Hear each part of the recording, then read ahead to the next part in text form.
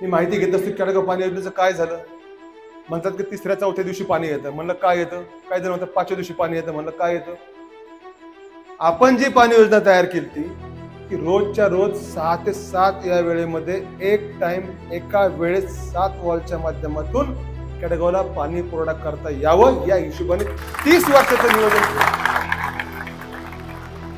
जर 2006 मध्ये आम्ही 30 वर्षाची लोकसंख्या ग्राह्य धरून प्लॅनिंग केलेलं आहे तर आज 4थ्या 5व्या 6व्या दिवशी पाणी यायचं कारण काय.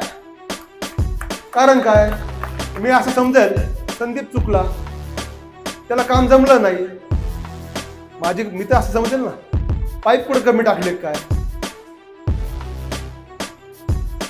प्लॅनिंग परफेक्ट होतं. फक्त 1-2 गोष्टी करायच्या होत्या 10-12 वर्षामध्ये मागच्या झाल्या नाही. एवढं जरी काम झालं ना रोज पाणी